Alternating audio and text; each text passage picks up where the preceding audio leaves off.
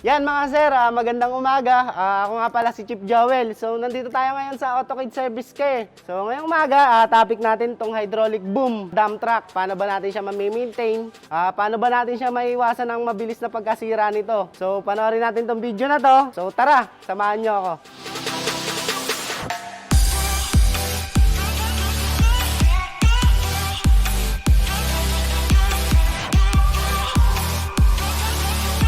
So yan mga sir, first step natin kung paano ba yung tamang paggamit ng PTO and PTO switch para mas maiwasan natin yung biglang pagbulusok ng ating dump truck, yung pag-angat ng dump truck natin. So tara, panoorin natin.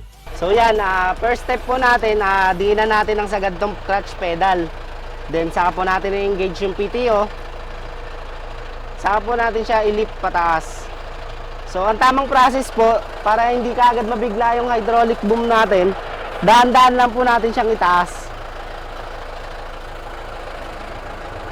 Kontrolin po muna natin siya ng clutch para hindi siya masyadong mabigla. Then saka natin siya i-lift over. Isa po yan sa mga tips para hindi kaagad masira yung hydraulic boom natin and yung hydraulic pump.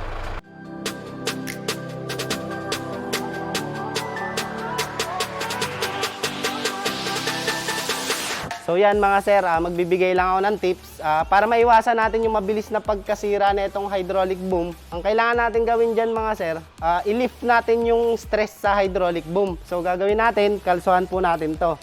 Ayan, pagka nilagay po natin yan, i-lift na po natin yung dump box niya para ma-release po natin yung stress dito sa hydraulic boom para hindi kaagad siya masira. Na-lift na natin yung stress sa hydraulic boom dahil nakalsuhan na po natin siya. Then, ang kagandahan pa po na ito, nagawa pa po natin yung safety sa truck kasi pagka kunwari gumagawa po tayo dyan, maiwasan natin yung aksidente na biglang bumagsak yung hydraulic boom natin.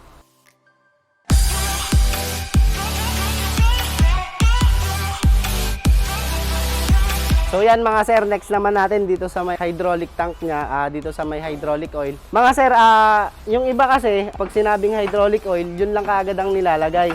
So mali po yun. Kasi sa service manual po ng hydraulic oil, meron po talagang nakalagay na oil grade sa kanya. So dapat yung required na oil grade, yun lang po talaga dapat ang nilalagay natin sa hydraulic boom para maiwasan po natin kaagad ang pagkasira ng ating PTO pump. So yan, next naman po natin itong grazing point ng hydraulic boom natin. So para mas smooth po yung pag-move ng ating hydraulic boom, hindi siya masyadong stress dahil meron pong grasa yung mga bushing niya. So tara, panoorin natin.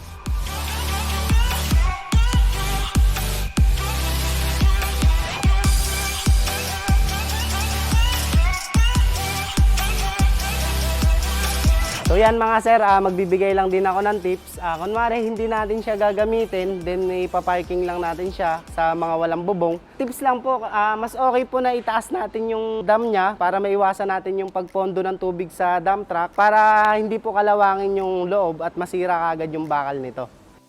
So yan mga sir, naturo ko na sa inyo kung paano ba natin ma-maintain yung dump truck natin. So yung mga tips na tinuro ko, pwede nyo rin i-apply yan katulad sa mga sa mga heavy truck natin, pwede rin po siya i-apply. So yan, kung meron naman kayong problema sa unit nyo, mga nagmamalfunction na dump truck, hindi tumataas yung mga hydraulic, pwede po kayong tumawag dito sa Autokid Service Care para matulungan po namin kayo. So kung meron naman po kayong mga problema sa unit nyo, pwede po kayong mag-comment dyan sa baba. Kung nagustuhan nyo naman po itong video na to, pwede nyo po i-like and share para makatulong naman po tayo sa iba. So yan, maraming salamat po sa inyo sa panonood po ng video ito. So see you in next videos.